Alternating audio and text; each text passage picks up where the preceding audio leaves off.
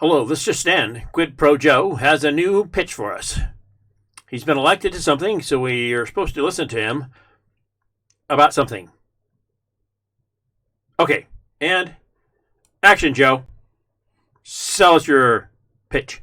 Continuing to be there in the middle of this crisis. The American Rescue Plan also addresses the growing housing crisis in America. Approximately 14 million Americans, 14 million, have fallen behind on rent, and many risk eviction. If we fail to act, there will be a wave of evictions and foreclosures in the coming months as this pandemic rages on, because there's nothing we can do to change the trajectory of the pandemic in the next several months.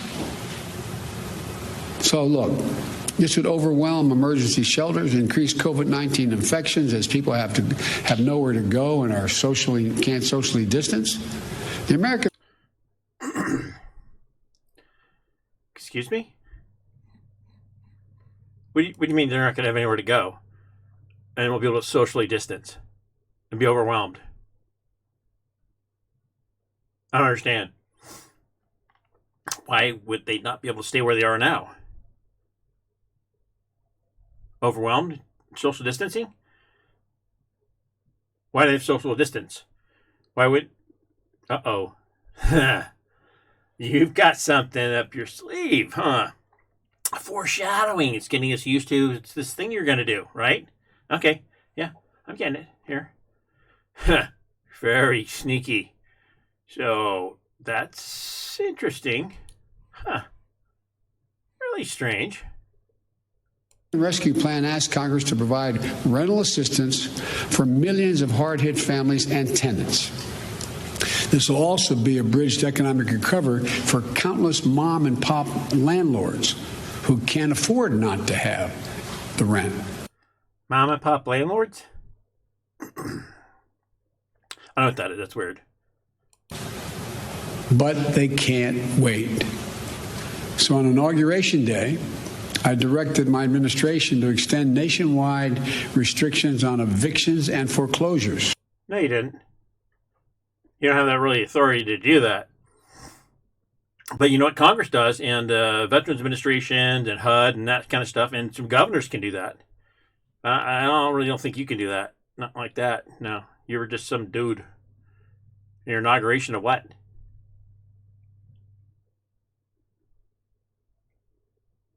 Oh, yeah. Yeah. Whatever the rest of it is. Let's go into that. I'm sure it's really good. These crises are straining the budgets of states and cities and tribal communities that are forced to consider layoffs and service reductions among essential workers. Police officers, firefighters, first responders, nurses, they're all at the risk. Whoa, Joe. What are you saying, Joe? You said we're going into this bad COVID time of year where all these people are going to be sick and they're not going to know where to go. They can't go somewhere and can't social distance. So it sounds like you want to put them in a camp or something. I'm just saying. Since they can't stay where they are now. And you want to get rid of or lay off the people that will care for them. Like first responders and nurses and so on. Who you would need the most of all because this is supposedly a busy time of year for those jobs. See, how does it make sense, Joe? It makes sense, Joe. Unless you have something else planned that you're not telling us. Which, well, I got to tell you, it's what it sounds like, Joe. It sounds like you're bullshitting us. Yeah. Losing their jobs. Over the last year, more than 600,000 educators have lost their jobs in cities and towns. The American Rescue Plan will provide emergency... Huh. That's strange, Joe, that they lost their jobs and stuff. I bet a lot of moms and dads have been able to teach their kids stuff, and they know that kids are learning things because they're teaching them, and they don't have to get indoctrinated to like Islam or something like that, right? Right, Joe? Yeah? What else we got going on here, Joe? Huh? Oh, you know what? You know what's strange, Joe? The state of California passed a a crazy law where when a house or properties go into foreclosure, they can now buy that property at a nice low price because they have the first right of refusal. So if we were to like look at this from a perspective of like, I don't know, 40,000 feet and go, okay, there's a COVID-19 out there, and because of that, people can't work. So they can't earn money to pay for their homes and their businesses and stuff like that. So they lose them.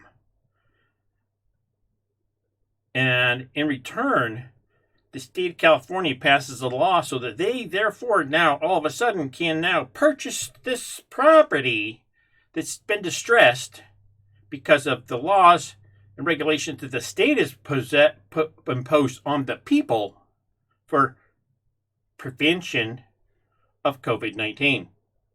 So the state now becomes the inheritor of large quantities of property, kind of like a communist regime or Marxist regime would. Kind of like, that weird stuff that Canada's talking about doing where you can just give us everything, you won't have any payments anymore, right? Kind of weird how that happened. It's kind of like, boom, there it was, right? And it just happened to have a super majority, and somehow they're able to just pass whatever they want because nobody votes anymore except for the machines voting for themselves, presumably.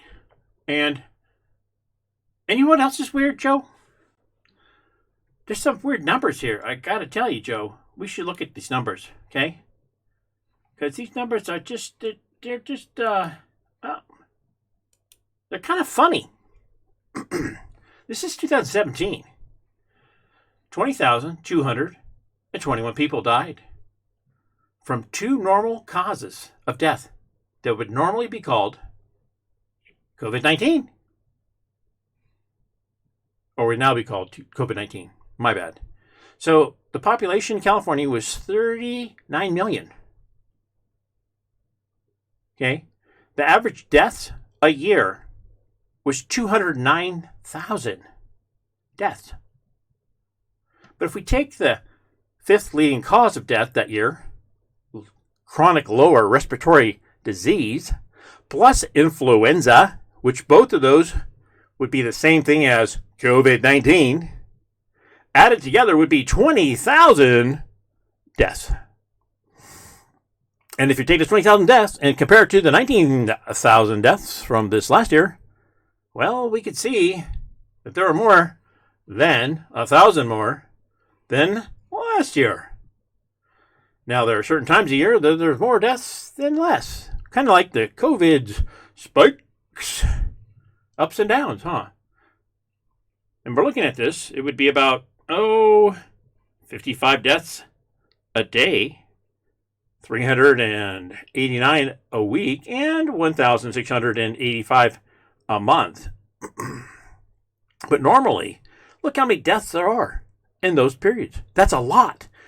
But if you notice them and you know what they are, they're normal. If someone were to be smart and go, hey, we could take these numbers here and add them together to here and say that they're here, then we could stop all this stuff over here and go, hey, we're going to take all your shit and fuck you. I'm just saying. Not that anybody would do that. Ever. No sirree, Bob. No sirree. No one in California would do that, or the national government, or you. Right, Joe? Hey, how's Burisma doing? And Hunter Biden? How many people did show up for your inauguration? Huh. Cricket, cricket. How about those crickets? I know, I'm not allowed to ask questions. They could have adverse effects on life and the thought process for people who don't have COVID-19 brains. So, have a nice day and goodbye.